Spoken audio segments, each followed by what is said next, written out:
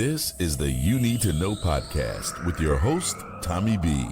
Hey, everybody. Welcome back to This is the G podcast. Actually, this is You Need to Know. It's a crossover episode. This is the G podcast. We're taking a break this week. But I look at this episode as a resource for the year. And hopefully we'll be able to get this young man back.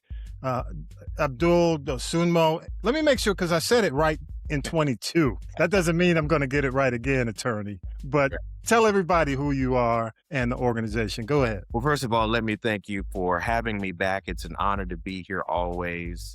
And I'm grateful for the work that you do to keep our communities informed. My name is Abdul Dosunmu. So just Dosunmu.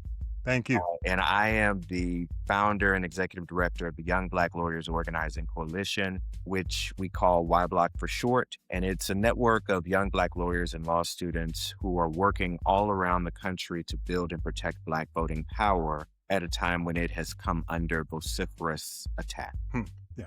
And you know, we had a conversation back in 2022. We had gone through what I thought was probably the healing election in 2020 after, what would you call it, the 2021 January 6th about elections. You know, Abdul, when we set this interview up, I looked back and I said, why are we here? Because the point is, we elected Biden, and I know I don't want you to get partisan because you're a nonpartisan organization. But when just look at both sides, look at the process. Why are we here again with the SAVE Act and a lot of what I call shenanigans happening with voting rights? Right. Why are we here? How did we get here? Well, yes. Here's what I'll say.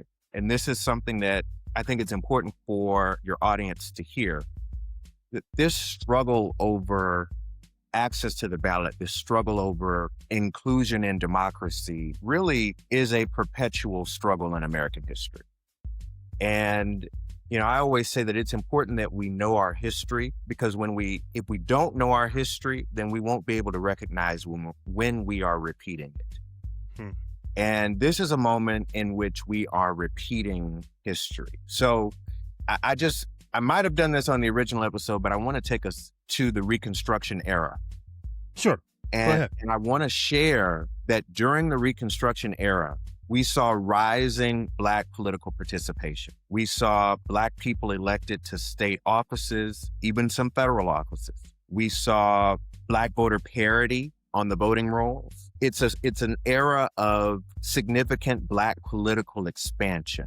And shortly thereafter, in reaction to that, we see the emergence of the modern tools of voter suppression. We see the emergence of all of those tactics that you read about in your history books, whites-only primaries, the literacy tests, poll tests. All of that emerged in the aftermath of the Reconstruction era in reaction to rising Black political power. And it's important to know that for a few reasons. Number one, it's important to understand that voter suppression is a reaction to particular groups, particular identities coming into the political process. It's a reaction to communities of color often having a voice, right? And sadly, there are some people who feel that our democracy is a zero-sum game, that if you've got a voice, then I don't have a voice. And that's not how it works. That's not how it should work. Those are not the values that we believe in. But that is, frankly, how some people have been demagogued to think about the political process. And because voting is the biggest check and balance. Sure, absolutely. Power.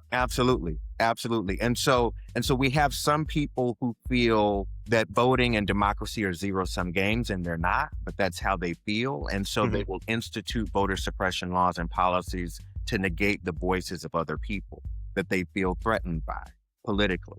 And so that's one part of the conversation. I think it's important for us to understand that this doesn't just happen. It doesn't just pop out of nowhere. It is strategic. It is political. The other part of that conversation I think is important to understand is that the public pretext that was offered at that time to justify voter suppression laws and policies was fighting voter fraud.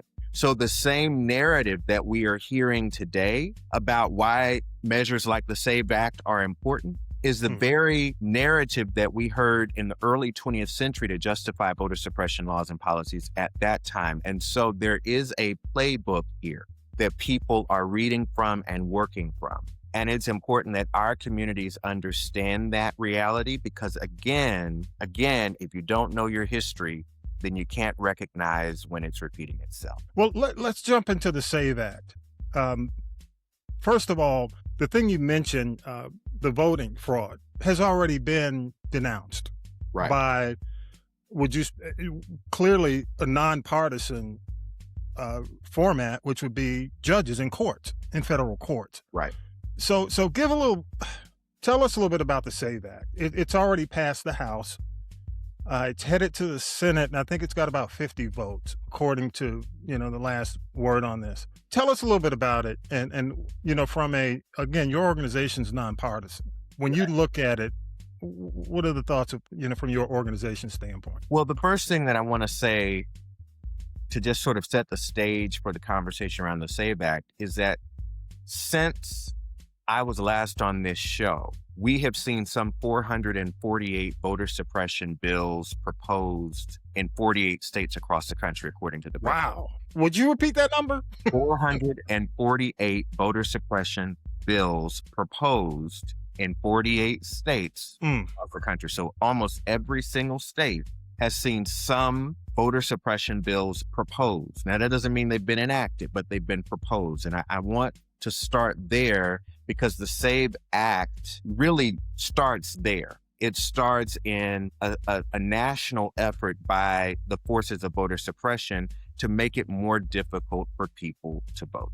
The SAVE Act is different, though, from those efforts because the SAVE Act would be a federal law, right? And so it would apply nationwide. And there are a lot of things that it would do, and I won't go into every little detail, but what I will emphasize are two things that I think are important for your audience to know. The first thing that it would do, if enacted, is it would impose a requirement that anyone registering to vote provide what are called DPOC, documentary proof of citizenship, okay? That is a birth certificate, a passport, or a certificate of naturalization. And here's why that is complicated, right? And hopefully it's okay for me to just dive right into why that's problematic. No, I'm giving you the floor. Okay, because I think it's that important. Go ahead. Here's how that's complicated. Let's just take passport as an example. Anybody who has been on Twitter, involved in these Twitter debates about passports, understands that most Americans, and actually half of all Americans, do not have a passport, right? And there are a couple reasons for that. One, many millions of Americans will never travel outside of this country, right? So the reason to have a passport does not exist for many millions of Americans. And then a passport is expensive. It's $160, I believe. And so we're talking about a form of documentation that is out of reach socioeconomically for millions of Americans. And I want to throw this number out there. 146 million people don't have a passport. Do not have a passport. Do not have a passport. That's exactly right. Half of the country does not have a passport. And that is critically important for us to understand that one of the DPOC, one of the documentary proof of citizenship that would be allowed under this legislation is a form of documentation that half of the country does not have. All right. So that's number one.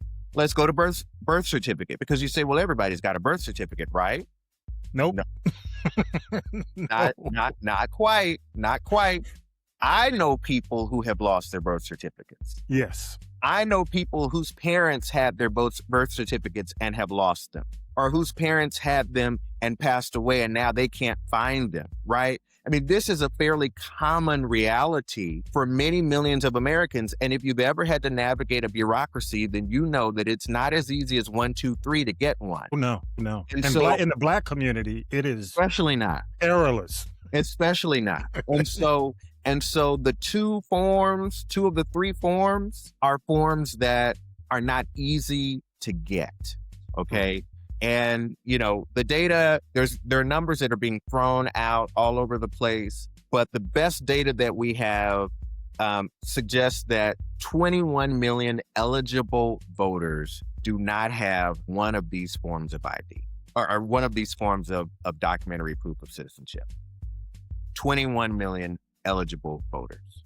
Okay. So what this would do is it would create a literal choke point at the form of voter registration. You would not even be able to register if you do not have access to one of these DPOC, documentary proof of citizenship. And that's important for a variety of reasons. But let me just say this. We should not be living in a country that's trying to restrict who has access to the ballot. We should be living in a country that's trying to expand access to the ballot.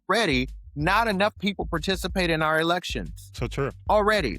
That's the problem we ought to be trying to solve for, not a non-existent problem that we have seen over and over and over again. Any and every expert or official who's looked at it said there is no problem of non-citizens voting. It just does not exist. Okay? Let me ask you a question before you leave the suppression part of this. Yeah. There are a lot of people who say, well, if both sides are suppressed, what does it matter? You've heard that. Mm-hmm. What I mean is, from a partisan standpoint, do you agree with that? No, because again, democracy thrives on full participation and full inclusion, right? And so here's what I will say to anybody who wants to play the partisan game with voter suppression. Here's what I will say. It is a problem if anyone's eligible voice is excluded. It is a problem. It is a problem for the health and vibrancy of our democracy. I live in Dallas, and in Dallas, in our last municipal election, only 7% of eligible voters participated in the election. Wow. That means that 93% of eligible registered voters, 93% of registered voters did not participate. That's the problem we ought to be trying to solve for. But let me also answer your question in this way. The reality of this is that these laws and policies do not fall equally on everyone, all right?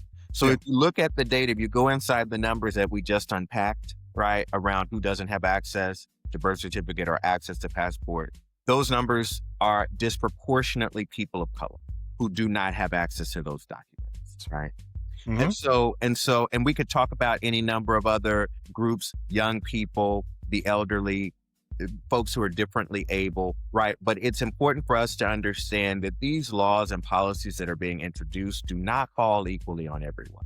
They fall disproportionately on people of color who, again, back to the earlier conversation, there has been this long-running effort by some to exclude our voices. No, I may be jumping the gun here, but, this is a fairly strong argument for someone to get their ducks in a row. We're doing this episode in February. What things would you encourage Black voters to do at this point, given what you said about the SAVE Act? Absolutely. There's another thing that I want to mention really briefly about the SAVE Act, what it would do. Ahead. The other thing that it would do is, in addition to requiring DPOC at the point of registration, it would also institute a nationwide voter ID requirement to vote, right? So if you're going to vote, you would have to show one of a very restricted list of voter ID. And so, you might say, well, a number of states already have voter ID laws. Well, what have we found out from those states? Well, we have found, number one, that the racial turnout gap goes up after voter ID laws are instituted, okay? So there is a direct correlation between voter ID laws going into place and the racial turnout gap going up. So this is a response to some of those people who are Black folks who are on Twitter or on Instagram or TikTok saying, well, what's the problem?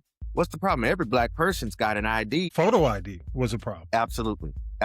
It's not true. It's just not true. The data does not bear that out. The data suggests that when these laws go into effect, our communities suffer, okay? Our communities lose voice. Our communities have a difficult time furnishing that ID. And so it's important for us to just acknowledge that reality. But the other thing that I want to just say finally on that point, and then I'll get to your question. Yeah, go ahead. That point, last thing I want to say is that the list of IDs that would be allowed under the SAVE Act is a more restricted list of IDs than most of the states that currently have voter ID laws in place already allow for. And so we're talking about restricting even the voter ID law, the voter ID allowed currently by many states. And I think that's an important thing for your audience to understand. So give us an example, just a quick example. I'll give you one quick one. Student IDs, colleges, universities, not even state flagship institutions, student IDs would be allowed under the SAVE Act. So let's say you go to the University of Texas at Austin, or you go to Texas A&M University and you have a student ID. There's no reason that student ID should not be able to be used to as a form of ID. Frankly, voter ID law itself is problematic and we ought to challenge it. But if you're going to institute a voter ID law, why are you going to leave that out off of the list, right? And so what we're talking about is a more restricted voter ID law than even the voter ID law that's already in place in many states. Wow. And so what would I say to voters in this moment? Well, the first thing I want everybody to do is just be conscious of the conversations that are happening, right? One of the things that you did very powerfully when you spoke with me about this conversation is you talked about the fact that many people are just not paying attention to what's happening in the SAVE Act right now. That the news isn't covering it to the degree that they should be, that the groups aren't organized around it or against it, rather, in the way that they should be. And so one of the things that happens often in these conversations around voter suppression is that these voter suppression laws and policies end up slipping up on us, right? Without forewarning, because either we're not paying attention or the information is just not accessible and available. So the most important thing I want to encourage people to do is just keep abreast of what's happening in the democracy space. Pay attention to what's going on, because there might be an opportunity and a need for you to call your senator, and there probably will be a need for you to call your senator if this bill continues to move forward and say, do not support this legislation, right? And those calls do still matter. Okay. So I want to encourage people to pay attention. The other thing I want to do, these are things we always encourage folks to do. Check, recheck, always check, regularly check, frequently check, whatever word you want to use, your voter registration status. I don't care if you vote in every single election. I want you to develop a practice of frequently checking your voter registration status, okay? Because another thing that this SAVE Act does is it encourages states to engage in frequent voter purges. Yeah. And so I want people, the way to combat that is for people to make sure that they are regularly checking their voter registration status. And if you are encountering any issues with your voter registration status, I want you to call your county and I want you to find out what's going on. Okay. And you and I were having a conversation before we started taping, because you're in Texas and the early voting has already started for the Senate race there. And I saw this on, I think it may have been MSNBC, where they were interviewing, doing some exit polling. And one of the women who had been turned away had indicated that she had just voted in 2024 in the presidential election. So you're exactly right. You have to check and recheck. You have to consistently check. That is probably the most important thing you can do. Yeah. Make sure that you are okay. The other thing is, we encourage people, if you're voting by mail, make sure you read and read again and read again every single requirement on that vote by mail process, because we don't want there to be any reason for your ballot by mail to be rejected. And so we want you to make sure you are, if you're in a state that has an application process, Some states have an application process. The state of Texas does. Make sure you are mindful of what your state requires in terms of vote by mail, both the application, if you're in one of those states with an application process, and the filling out of the ballot and the returning of the ballot. This year, here's something that I want to just put on folks' radar. The U.S. Postal Service came out a few weeks ago with some new guidance that basically says that mail may not be postmarked when the post office receives it, okay? Yeah. And in a landscape where your mail-in ballot has to be postmarked by a certain deadline, that is not good news. And so what we have been, with the civil rights community and the democracy community, have been encouraging people to do is, if you're voting by mail and you are returning your ballot by mail with a postmark, we want you to go to the post office, go over to the retail counter and ask for a free manual postmark so that you can make sure that ballot is postmarked the day you dropped it off. Okay. So that's just an example of some of the dynamics around vote by mail that we want people to be mindful of. But the most important thing that I could encourage you to do if you're voting by mail is to make sure you are very clear on what your state requires in terms of requesting, receiving, and returning that vote by mail ballot. There are some significant changes, which I know we can't go into here, but with vote by mail, if this bill passes. Yes. Significant. I mean, some of the changes you haven't mentioned, even when it comes down to placement of the boxes, I just glanced at it, and there are a lot of changes. Right. Yeah. And again, here's the other thing that it's important for people to understand. Mm-hmm. A lot of the attack on vote by mail emanates from the period during the 2020 presidential election, when we saw the expansion of vote by mail as a way to ensure that people could vote in the middle of a global pandemic. Because a lot of that came up with, I guess I would say, the Republican Party, because a lot of vote by mail ballots were being sent out.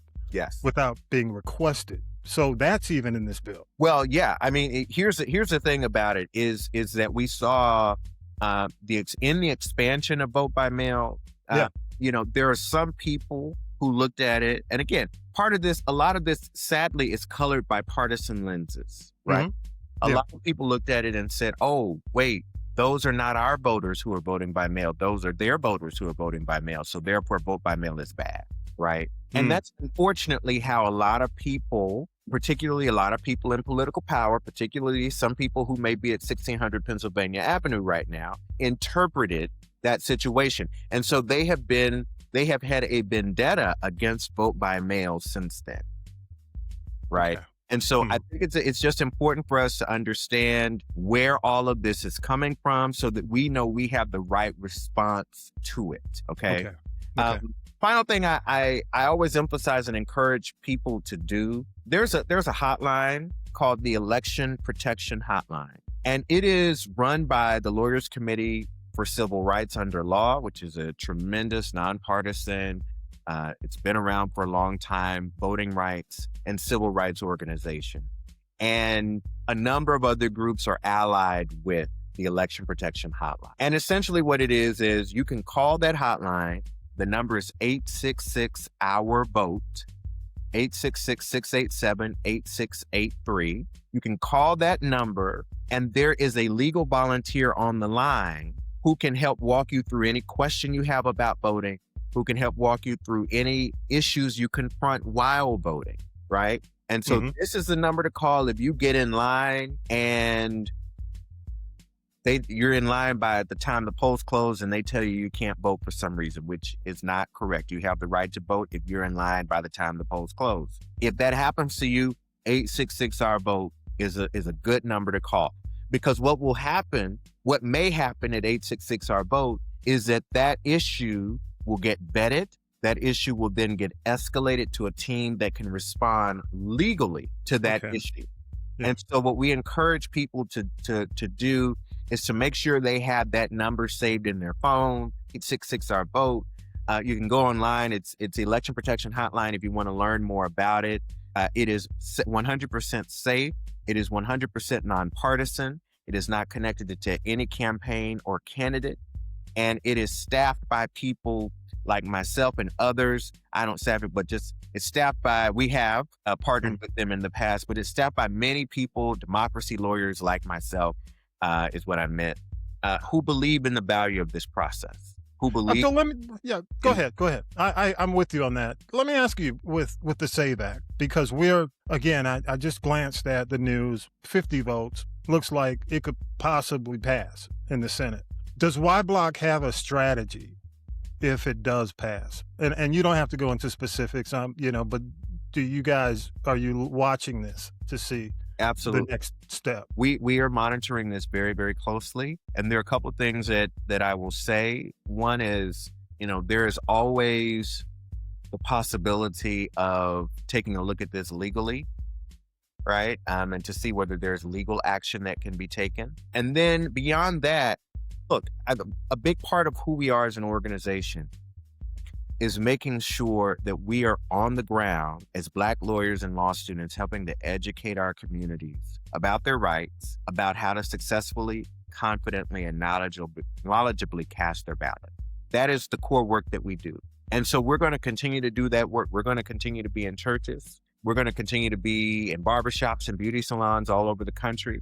We're going to continue to partner with truck driving schools and others to make sure, barber colleges, to make sure that people have an understanding of this process. Because here's what I often say. There are two dynamics that we confront in this country as it relates to democracy. One is the challenge of voter suppression, and one is the challenge of voter depression, okay? One of the ways we combat both voter suppression and voter depression is to make the voting process legible. What does that mean? Making sure that people have a basic understanding of how to successfully cast their ballot. And unfortunately, we don't do enough of teaching of that in our schools. We don't do enough teaching of that even in our homes. And so YBlOC as a network has taken it upon ourselves. This is our core mission, to make sure we are in as many corners of the community as we can be in, to help make the voting process legible. So if this passes, we will be doing that work. If this does not pass, we will still be doing that work, because it is important for us to have a full understanding in our community of how to confidently, knowledgeably, and successfully cast our ballot. Okay. I've got, and I appreciate you coming on again today, Abdul, but I know you don't like conspiracy. But I'm a podcaster. I got you. So in Fulton County, 700 boxes just got snatched up a few weeks ago as we taped. And, in my mind, I ask why, okay? And after so many trials, so many denials that there was anything illegal that happened, here we go again. I am concerned about the 22nd Amendment. And I tell you, and here's why. Because if for some reason somebody sides with an issue in Fulton County, could that possibly give him, considering he lost, or, he who will not be named on the podcast, right, in 2020, could that possibly give him another term? If they determine through Fulton County with these new boxes, these 700 boxes, is there a possibility that there could be an extension through the Supreme Court or giving him an additional term? And I know that's a very litigious, I mean, that's the Supreme Court arguing to the Supreme Court. Go ahead. Right. Well, a couple of things. I don't trust the court, but you're nonpartisan. But. Listen, here's what I'll say. Cause see, now you're trying to get me in full podcast talk right now. Here's what I got to get one. Get one, right?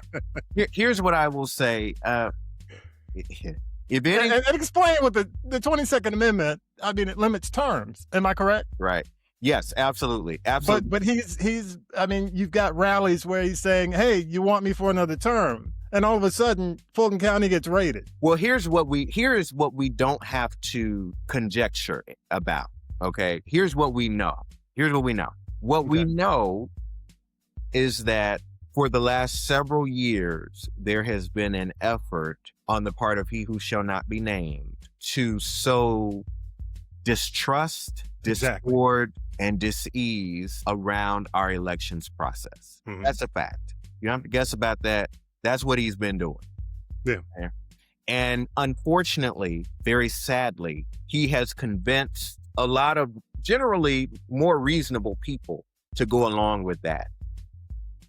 And that's, I think, the most frustrating part of this, that there is a segment of his party, a segment of, even the conservative movement, a large segment, I would probably contend, of folks who know none of this is true, who know that there were no problems with that election, who know the truth, but who, for political reasons, have chosen to go along with a lie.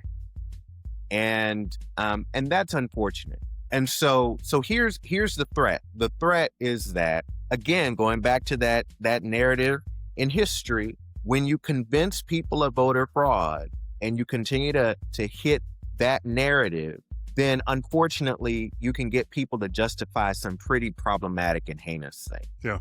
Yeah. And so what I worry about in this moment is exactly that. And I don't think it requires us to take too many leaps to see where it might go if people buy into the lie.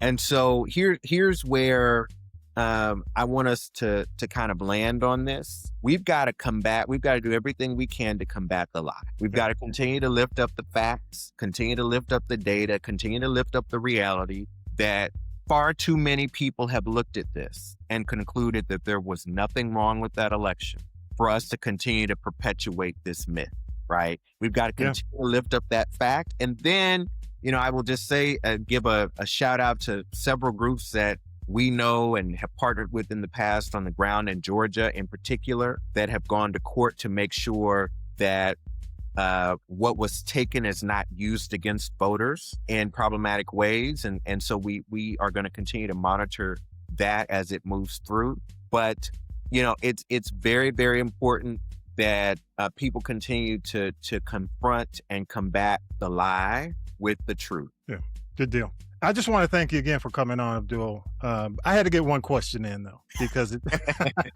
one of my podcast questions. That's I appreciate, because it is, when the Fulton County issue happened, that's the first thing I thought of, because that night, interestingly enough, he's at a rally and you're hearing, hey, do you want me to do another term? And I immediately went to the fact that, Fulton County was raided today, subpoenaed.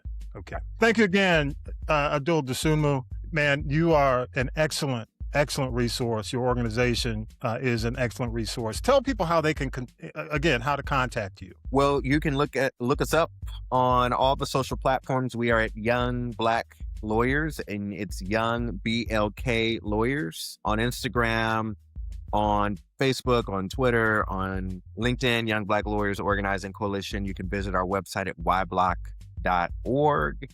And, I want to just put one plug in real quick. Absolutely. Go ahead. You got time. We have a big initiative that we are leading that we just launched this past weekend in the Dallas area called Democracy Sunday, where we are partnering with churches throughout the Metroplex to do exactly what we've been talking about here on the show, get folks ready to successfully cast their ballot. And we sent young Black attorneys and law students into 15 churches throughout the Dallas Metroplex, some of the area's largest churches, to literally during Sunday service, walk people through these upcoming Texas primaries, the midterm elections, why they matter, what's important, and then some key voter protection tips. And so I want people to be on the lookout for Democracy Sunday. Our goal is to take it to as many communities as we can throughout this year. And we're a national podcast. Whenever you've got something to us, we'll make sure it gets out there through our show. Perfect. Thank you, my friend. Hey, thank you so much. And again, preparation is the best defense. I'm looking at this. I think a lot of people are saying we've got plenty of time. No, we don't. No, we don't. No. Election happening. I always tell people, if you're waiting until the election to get ready for the election, you're already too late. Yeah. You got to get ready early. And that's why the work that we're doing, we're going to be proceeding from Democracy Sunday last week to organize around the country, because we know that the election in November We've got to start getting ready for it right now. Yeah, absolutely. Hey, thank you again, Abdul. And I got to say this before we close. As we taped today, yesterday, we lost a great one. And you and I were having a conversation as we were setting this up. Jesse Jackson. And I am in that I am somebody's generation, growing up. I mean, even to the point where Sesame Street, he's making appearances. Larger than life. It's even though we knew he was struggling, with an ailment toward the end of his life, it's still hard to believe he's gone. So again, my prayers, and I'm sure you agree with me, our prayers go out to the Jackson family, Rainbow Coalition, all those in Chicago and all those around the world who are awaiting for an opportunity to send him home. We lost a great one in Jesse Jackson. So I just wanted to say that. Absolutely. Second, your remarks, one of the icons of democracy. Yeah, absolutely. Absolutely. Hey, I want to remind you, you can find us on Spotify, look for the You Need to Know podcast, as well as This is the G podcast. Thank you again, my friend. And I'll make sure all the information is available on our podcast. And if you have any updates, again, send it to us. We want to make sure we keep this front and center for the year. Thank you, sir. You've been listening to the You Need to Know podcast with your host, Tommy B. The You Need to Know podcast is a production of the Castropolis Podcast Network. Thanks for listening.